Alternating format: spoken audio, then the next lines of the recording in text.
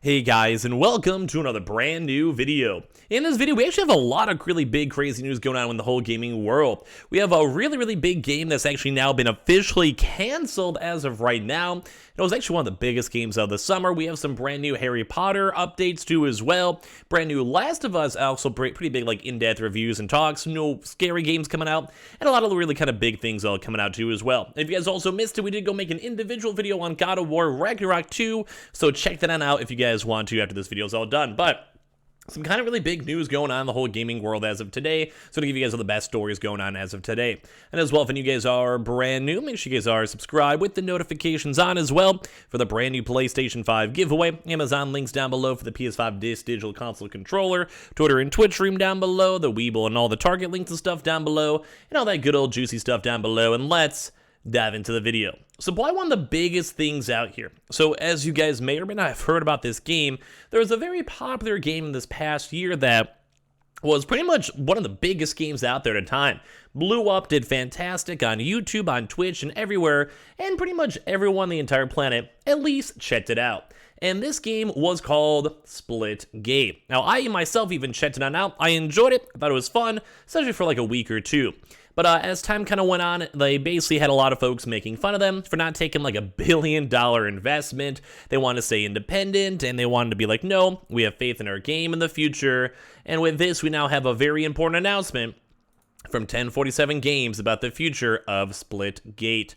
So their statement goes on to state, to our Splitgate fans, we could not be here without your support. We pride ourselves on trying to be as community-focused as possible. We strive to improve our game and build a better future for Splitgate because of the enthusiasm of our friends. Thank you. Splitgate achieved a level of success that we could not have anticipated, and that few indie games are fortunate to reach, which is true. It was probably one of the most watched, most downloaded, most played games in actually quite some time. That initial success brought an opportunity to turn what we started as a college dorm dream project into a AAA game that could stand toe-to-toe with shooters from the biggest publishers in the industry. This also meant that we've been brought on top-tier talent from across the industry. We spent a lot of our time trying to rework old content and systems that were originally built by a handful of people. We are, in a way, bailing water while also trying to keep everyone who bought a ticket to board our ship happy, while also trying to turn our boat into a rocket ship. After careful consideration and much deliberation, the 1047 Games team has determined that in order to build the game the fans deserve, and to build it in a way that isn't trying to retrofit and live operate an existing product, we are ending feature development of Splitgate. So as of right now, it seems like they are just full on getting rid of the game itself. We are turning our attention away from iterative, smaller updates and going all in to focus on a new game in the Splitgate universe, which will present revolutionary, not evolutionary, changes to our game. It will be a shooter, it will have portals, and it will be built in Unreal Engine 5.0, and it will be free. Sounds pretty much like what Splitgate was. We understand many of you will be disappointed and have a lot of questions. So basically, this is them just shutting down Splitgate. Like, this game is gone. This game is apparently now donezo. I'm assuming the servers will still be up, as you guys can go and see like the next comments, but it does kind of seem like they're basically just dropping development for the game. They're moving on, and they're not ready to go keep on basically trying to develop it. Now, is this a good idea or not? I'm on one of those folks, like, in my opinion, like, if this was my business, I would just keep on, like, maintaining the game, because I would probably obviously keep, giving revenue, giving money, and then at some point go and be like, hey, we have a separate team of, 70% of our team working on a brand new game, and it's in motion and coming out soon. Because in theory, right now, you have a game that still does have an active player base, but as of right now, you have no game to replace that with. It'd be like if League of Legends just stopped developing the game, or even a StarCraft, where it's just at some point the game goes and just loses all of its player base. So it's a very weird idea. I think if anything, they should have just sold out when they had some really huge, millions upon millions of dollars of deals. And I think that was with Epic. They should have just took that. They should have took that, hired out the team, and if they wanted to expand into different games, they easily could have. But with this, Well, they didn't, so it's really awkward. So they will go and state that is clear that Splitgate will remain online, as well as your items and progression, and in fact, they're going to roll out a new battle pass on September 15th, and it'll be free to everyone for playing Splitgate. Game support will continue, and there'll be smaller updates and fixes to Splitgate, but a bulk of our folks will be entirely on a new shooter that we can't wait to share with you. So like I said, I would probably not, I would, if I wanted to run a business, I wouldn't even mention a new shooter. I would have kept on development with the game, and then maybe a year from now, I'll be like, hey guys, we have this brand new game, get excited for it, here's our initial progress, here's some trailers, here's some videos, get excited, let's play it, and then go from there. But sadly, they're kind of just doing this really weird topsy-turvy where they're essentially giving up on the game, for lack of better terms, and going from there. So this is kind of big news on the day. Now, as well, a lot of folks were also pretty upset too as well for the brand new Harry Potter game, where apparently you actually literally can't even play Quidditch, the very famous Harry Potter game, in Hogwarts Legacy, as it's been now officially confirmed. So it's now been confirmed that Hogwarts Legacy, the upcoming RPG set in the Harry Potter universe, won't even let you play Quidditch, which has actually shown up in other games. As revealed as part of an updated FAQ on the website, while players will be able to ride a broomstick, they won't be able to do Quidditch matches. It's not playable in Hogwarts Legacy, it reads. However, broom flight for transversal and broom race challenges are part of the game. Players will also fly brooms to explore new and familiar locations surrounding Hogwarts Castle. So a lot of folks have been pretty upset on this alone.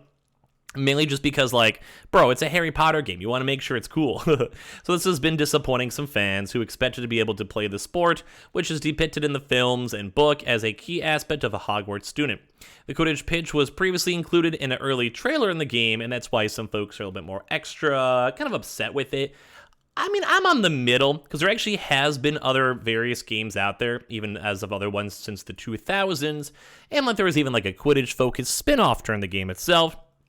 So a lot of folks are kind of I think as long as the actual RPG element, like the progression, the magic, the world building, and all of that is good, I think I'm okay with it not being in there. But this is one of those nice things that if it was, even if it was only a nice 30 minutes, an hour, or whatever, it would have been a nice little homage, if I had to be fully honest. So I'm a little bit sad about this one too, although it is still looking very nice, and I can't wait to play this game. I hope it doesn't suck.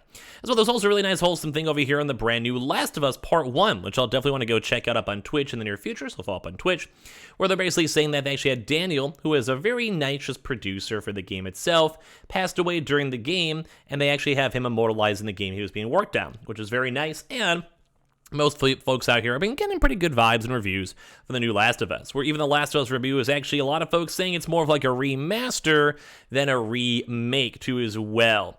So some people are kind of tossing and turning. We're getting good reviews and good numbers, but some folks are also critiquing it too as well. So basically, a lot of folks are just kind of all over the place. So the new conversation is about how the original Last of Us is about the remake, where basically it's hit plenty of waves when it launched for PS3 in 2013, and again when it was remastered for the PS4, and now they're doing it once again for PS5, and it's officially out, I believe, as of today. So if you guys have actually had a chance to check it out, let me know. Called The Last of Us Part 1, this remake is meant to bring the 2013 original up to the lofty graphical benchmark set by the 2020 sequel, The Last of Us Part 2. So a lot of folks are saying, yeah, visually it does exactly that, and that's kind of what folks are kind of sad about. Because it is functionally, a lot of people keep on saying it's the same game you played. If you played it before on PS Plus, if you checked out the other various games, it still is the same. And that's what a lot of folks have been critiquing on, and the price point too as well, and on top of this. But a lot of folks have had really good reviews though. So right now, apparently overall reviews are at 89%. On Metacritic too, which is also very nice. And of course, while folks are critiquing it nonetheless, I think even I myself am going to check it out in the next few days up on Twitch, mainly because I never fully played through the first one, but I have fully beaten the second one.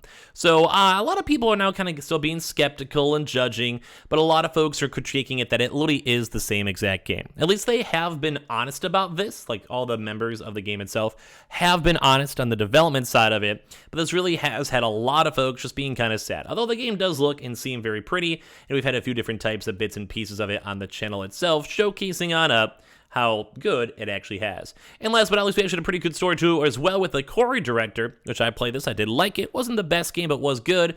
Actually does say that there's going to be another brand new game from the same people who made Until Dawn and The Quarry, coming out in 2025 or 2026 for their next upcoming project. So I'm a little hyped up for this one. I'm pretty hyped up for this one. I love the narrative type games as well, and any type of horror game I'm always down to, where people can actually explore characters and get entwined with them. So there's a bit of nice little gaming news going on. If you missed the God of War video, check that out. Make sure you guys are subscribed with the notifications on as well for the brand new PlayStation 5 giveaway. Amazon links down below for the PS5, Target links too as well, and Twitter and Twitch stream. I'll see you guys up tomorrow for more videos.